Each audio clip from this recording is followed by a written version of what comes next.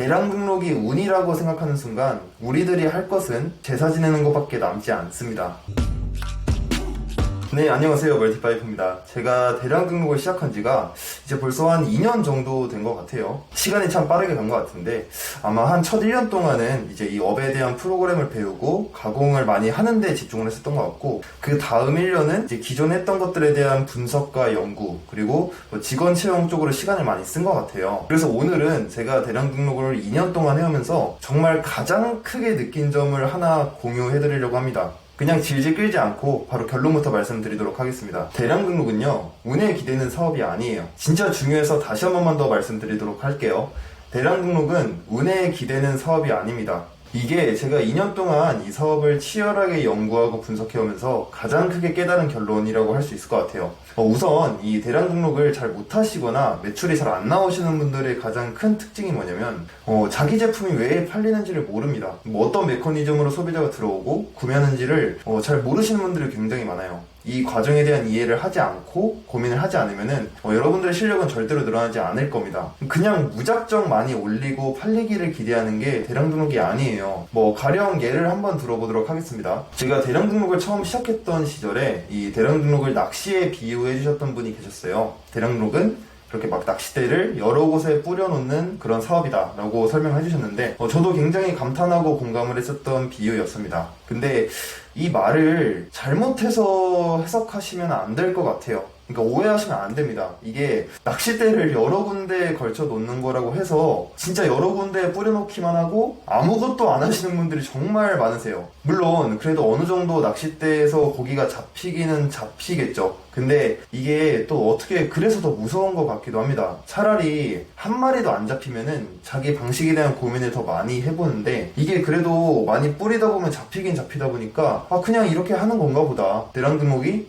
원래 그냥 이런 건가 보다 하고 이렇게 넘겨짚으시는 분들이 많으시더라고요. 근데 그러시면 안 됩니다. 대량 등록이 운이라고 생각하는 순간 우리들이 할 것은 제사 지내는 것밖에 남지 않습니다. 낚싯대를 이렇게 쭉 뿌려놨으면은 그것은 끝이 아니라 시작인 거예요. 앞으로 더 바빠져야 되는 겁니다. 예를 들어 이쪽은 수심이 얕은데 저쪽은 수심이 더 깊어가지고 잡히는 물고기의 종류가 다르다고 해볼게요. 그럼 이제 어떻게 해야 되는 걸까요? 당연히 미끼부터 바꿔야겠죠. 그리고 낚싯대도 바꿔야 될 겁니다. 수심이 깊은 곳은 거기서 잡히는 물고기들을 버텨낼 수 있는 튼튼한 낚싯대랑 또 그 물고기들이 가장 좋아하는 미끼를 준비해서 설치를 해야 되는 거예요. 그럼 그 전과 비교를 했을 때 같은 낚싯대 수라고 해도 물고기가 훨씬 더 많이 잡힐 겁니다. 그럼 여기서 끝이냐? 당연히 아니죠. 분석은 계속 하셔야 되는 거예요. 분명히 같은 강 내여도 물고기가 유독 잘 잡히는 그런 구역들이 있을 겁니다. 그러면 다른 곳에 꽂아놓은 낚싯대들을 그쪽으로 한번 옮겨보기도 하는 거죠. 또 옮겨놓으면 끝이냐?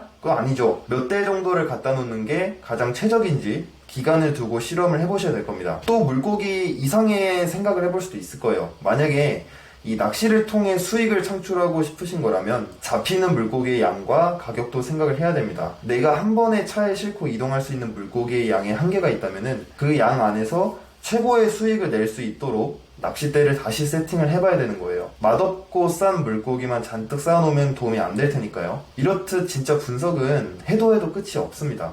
저는 대량 등록이 충분히 전문성을 가질 수 있는 사업이라고 생각을 해요. 솔직히 옛날에는 제가 대량 등록을 하면서도 이게 내가 사업을 하고 있는 게 맞나? 라는 생각을 하던 시절도 있었거든요. 근데 진짜 한 2년 정도를 연구와 분석에 쏟아붓다 보니까 아직 갈 길이 엄청 많다는 생각이 들었어요. 우선 제가 올린 제품이 왜 팔리는지, 어떤 과정을 통해서 소비자가 구매하는지를 파악하고 나니까 확신이 생기더라고요. 이거 아직 더 많은 거를 해볼 수 있겠다라는 생각이 들었어요. 그래서 저는 최근에 파이썬이랑 개발 공부도 시작을 했습니다. 그냥 솔직히 발만 담궈본 수준인데도 벌써부터 해보고 싶은 것들이 엄청나게 많이 생기더라고요. 사실 같은 온라인 사업 내에서도 대량 등록은 뭔가 정석에서 많이 벗어난 느낌이잖아요. 뭔가 올바르게 상품을 소싱해서 마케팅을 하고 판매를 하고 이런 과정이 아니다 보니까 대량 등록에 대해서 조금 비판적으로 보시는 분들도 많으세요. 근데 만약 여러분들이 진짜 낚싯대를 이렇게 쫙 뿌려놓고 아무것도 하지 않는다면 전 솔직히 비판받아도 할 말이 없다고 생각을 합니다. 왜냐면 아마 그 분들께서는 이 대량 등록이 돈이 안 돼서 욕한 게 아니라 시간이 지나도 아무런 전문성이 쌓이지 않고 노하우가 축적되지 않는 점을 비판했을 확률이 높으니까요. 사실 정석대로 소싱을 하고 제조를 한다고 해도 연구와 분석이 없으면 아무런 가치가 없기는 매한가지입니다. 이게 어떤 종류의 사업을 택하냐로 나뉘는 문제는 아닌 것 같아요. 본인이 그 길 안에서 어떤 독자적인 노하우들을 구축하느냐가 훨씬 더 중요한 거죠. 그래서 앞으로 대량 등록에 뛰어들고 싶으시거나 지금 업에 있으신 분들은 이 대량 등록이 확률 싸움이라는 것을 반드시 기억을 하셔야 됩니다. 결국은 그 확률을 얼마나 올릴 수 있느냐로 매출이 나오는 거거든요. 우리가 할 수 있는 거는 그 최적화된 낚시 세팅을 하는 거고, 물고기가 와서 물지 안 물지는 그건 우리가 건드릴 수 있는 영역은 아닌 거예요. 이게 다른 온라인 판매와 대량 등록의 차이점입니다. 보통 이런 정석적인 온라인 판매에서는 좋은 낚싯대와 미끼를 쓰는 것뿐만 아니라 물고기 자체를 외부에서 가져오는 경우가 되게 많거든요. 그분들은 이제 좋은 강과 바다를 찾아다니기 위해서 에너지를 쓰시는 거고, 우리는 외부에서 물고기를 데려올 수 없으니까 우리가 있는 그 구역 내에서 최적화할 수 있는 데 집중을 하는 거예요. 다만 그렇다 보니까 잡을 수 있는 물고기의 한계가 어느 정도 있는 거는 맞는 것 같아요. 제가 그걸 부정하지는 않겠습니다. 저도 솔직히 대량 등록으로 떼돈 벌 생각은 처음부터 없었고 지금도 없어요. 다만 제가 대량 등록을 첫 사업으로 시작한 것에 대한 후회도 없습니다. 저는 최소한의 관리로 꾸준한 물고기를 얻을 수 있는 그런 전략을 첫 전략으로 선택한 것 뿐이에요. 자, 그러면 확률을 올리기 위해서 무엇을 해야 될까요? 경영학의 구루 피터 드러커는 이런 말을 했습니다. 측정할 수 없으면 관리할 수 없고, 관리할 수 없으면 개선할 수 없다. 이런 말을 피터 드러커가 했는데요. 여러분들께서 앞으로 대량 등록으로 전문성을 쌓아가기 위해서 가장 중요한 건 이 데이터를 수집하는 거예요. 데이터. 뭘 수집해야 되냐고요? 거기서부터가 시작입니다. 애초에 그 많은 자료들로부터 무엇을 취사 선택할 것이냐, 거기서부터 분석이 시작이 되는 거예요.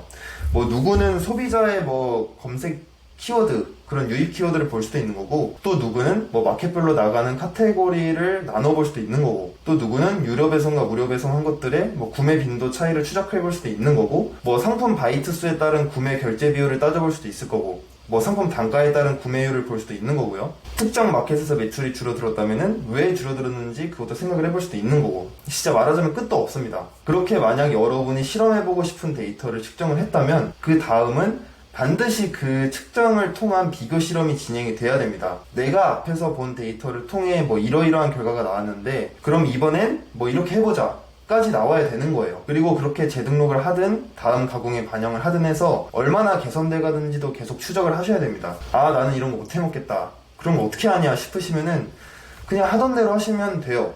처음 뿌려놓으신 낚싯대 그대로 냅두시면 됩니다. 근데 아마 그게 훨씬 더 고통스럽게 될 거예요. 왜냐면 남들은 큰 시간 동안 일해서 물고기를 몇 배씩 실어서 가는 거를 나는 그냥 그걸 두고 봐야 되는 상황이 되거든요. 차라리 고통스럽고 어렵더라도 이런 과정을 거쳐나가시는 것이 장기적으로는 훨씬 덜 고통스러울 거예요. 뿌듯하기도 하고 재미도 있습니다. 그리고 안타깝지만 이런 게 싫어서 대량 등록을 안 하실 생각이시라면은 그냥 온라인에서 사업할 생각 자체를 안 하시는 게 나아요. 왜냐면 이게 블로그가 됐든 유튜브가 됐든 판매가 됐든 뭐든 간에 온라인에서는 그 어떤 걸 하더라도 이런 과정들이 다 필요하기 때문이에요.